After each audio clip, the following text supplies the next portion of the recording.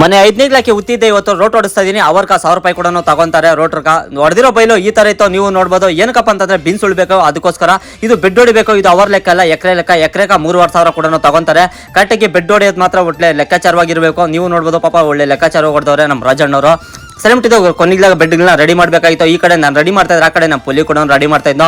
ನಾನು ಯಾವ್ದಪ್ಪ ಬೀಜ ತಂದಿರೋದು ಇವತ್ತು ಅಂದ್ರೆ ಬೀನ್ಸ್, ವೈಟ್ ಬೀನ್ಸ್ ಇದು ಅಶೋಕ್ ಅಂದ್ಬಿಟ್ಟು ಒಂದು ಬಾಕ್ಸ್ಗೆ 20 ಬಾಕ್ಸ್ ಬರ್ತೈತೆ. ಅದ್ರ ಚಿಕ್ಕ ಚಿಕ್ಕವು ಅದು ಒಂದು ಬಾಕ್ಸ್ ಬಂದು 450 ರೂಪಾಯಿ ಹಂಗೆ ಬೀಳ್ತೈತೆ. ಬೀಜ ನೋಡಕ ಕರಿಯಾಗಿದ್ರೆ ಇದು ಬೀಳೋದು ಮಾತ್ರ ವೈಟ್ ಬೀನ್ಸ್. ನೀವು ನೋಡ್ಬೋದು. ಈ ಕಡೆ ಪಾಪ ಕೂಲಿಯರ್ ಕೂಡ ಬಂದಿರೋ, ಅವ್ರು ಕೂಡ ಊದ್ಕೊಂಬತ್ತಾ ಇದ್ರು. ಇವ್ರು ಕರೆಕ್ಟಾಗಿ ಕಾಲಡಿಕ ಒಂದೊಂದು ಬೀಜ ಇವತ್ತು ನಾನು ಉಳಿಸ್ತಾ ಇರೋದು. ಎಷ್ಟು ಎಕರೆ ಬೈಲು ಅಂದ್ರೆ ನಮ್ದು 2 ಎಕರೆ ಬೈಲು.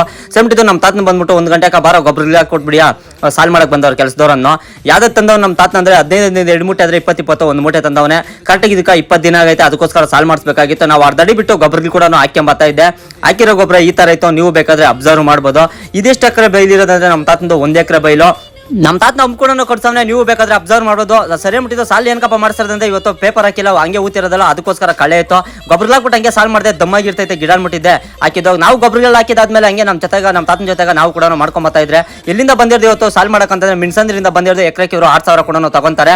ಸರಿ ಬಿಟ್ಟಿದೆ. ನೀವು ಯಾರಾದ್ರು ಬೀನ್ಸ್ ಬೆಳೆದಿದ್ರೆ ಕಮೆಂಟ್ ಬಾಕ್ಸಾಗ ಕಮೆಂಟ್ ಮಾಡಿ ಅಂತ ಹೇಳಕ್ಕೆ ಇಷ್ಟಪಡ್ತೀನಿ. ಮಾಡಿರೋ ಬೈಲು ಈ ತರ ಇತ್ತು. ಟೈಮ್ ನೋಡಿ 7 ಗಂಟೆ ಆಗಿತ್ತು. ನಮ್ಮ ಪುಲಿಗೆ ಇವತ್ತು ದಾಳಂಬ್ರಿಕಾಯಿಗಳು ಏನೇನು ಬೇಕೋ ಎಲ್ಲ ಕೂಡ ಕೊಡಿಸಿದೆ, ಜೊತೆಗೆ ನೀರು ಕೂಡ ಕೊಡಿಸಿದೆ. ಇವತ್ತಿನ ಕತೆ ಇಷ್ಟು. ನಾಳೆ ಸಿಗ್ತೀನಿ ಫ್ರೆಂಡ್ಸ್.